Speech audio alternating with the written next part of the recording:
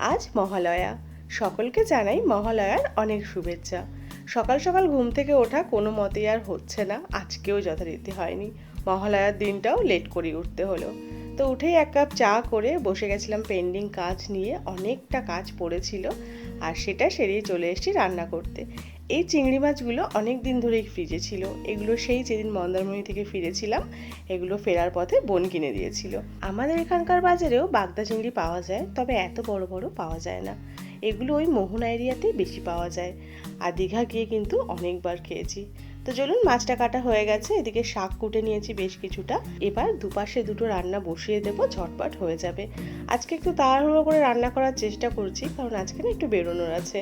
অনেক দিন হয়ে গেল বাইরে একদম বেরোনোই হয় না। তারপরেও পুজোর কোনো কিছু পোশাক আশাক আমরা তো এবছর কিনবো না ঠিক করেইছিলাম, কিন্তু বাচ্চা দুটো আছে, ওদের জন্য কিনবো না। তো এটা কেমন একটা লাগছিল। আর এদিকে বোনও আজকে অনেকদিন পর বললো যে বাইরে আসবে, দেখা করবে। তো সেই জন্য ভাবলাম যে একবার একটু ওর সাথেও দেখা করে আসি। তো চলুন, এদিকে মাছ ভাজা হয়ে গেল, মাছটা ভেজে তুলে নিয়ে পেঁয়াজ ভাজতে দিলাম। আর এপাশে তেলে পাঁচফোড়ন দিয়ে মাছ দিয়ে দিয়েছি চিংড়ি। আজকে কিন্তু সব কিছুতে চিংড়ি মাছই রয়েছে। আর কিছু না, ব্যাস এর মধ্যে সবজিটা দিয়ে একটু নুন হলুদ লঙ্কা দিয়ে জাস্ট একটু নেড়ে চেড়ে ঢেকে দিলেই হয়ে যাবে।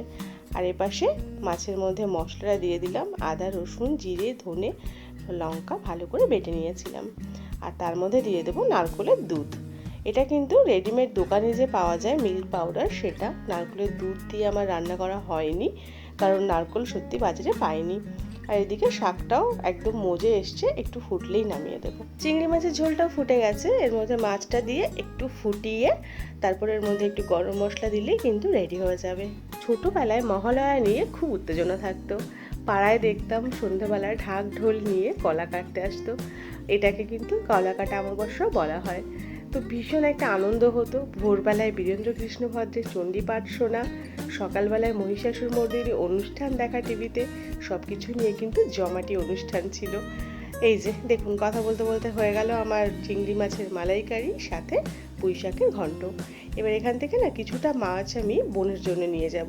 বেশি তো ছিল না, 5 পিসে এনেছিলাম আমি। বোন বলছিল সেদিনকে যে আর একটু নিয়ে যা। তো আমি ওর কথা শুনলাম না, নিলাম না। একটু নিলেই মনে হয় ভালো হতো। আজকে ওর জন্য একটু নিয়ে যাব, তাহলে একটু বেশি করে নিতে পারতাম। ওর চিংড়ি মাছটা খুব প্রিয়। তো এই যে বক্স আমার রেডি হয়ে গেছে, এবার নিজে রেডি হতে যাব। অল্প দুটো মাঝখানে খেয়েও নিতে হবে, কারণ সকাল থেকে সেই চা ছাড়া আর কিছু খাওয়া হয়নি। তো চলুন, রেডি হয়ে গেছি, এবার সোজা যাব সাউথ সিটি মলে। আমাদের এখান থেকে সাউথ সিটি মলটা সব থেকে কাছে হয়। আর এখানে এসে দেখলাম মলটা ভীষণই সুন্দর করে সাজিয়েছে। এখানে প্রত্যেক বছরই একটা সুন্দর দুর্গা প্রতিমা বানানো হয়, এবছরও বানানো ছিল। তো দেখুন, এখানে এসে পুজো শুরুর আগেই মায়ের মুখ দর্শন হয়ে গেল আর কি। তো চলুন, আজকের ভিডিও এই পর্যন্তই। এখানে আমি যতটা দেখা যাক শপিং করা যায় করে নিই, দুটো বাচ্চার জন্য, নিজেদের জন্য তো কিছু কেনার নেই, বললামই আগে। তো আজকের ভিডিও এখানেই শেষ করলাম। ভিডিও কেমন লাগলো কমেন্ট বক্সে জানাবেন।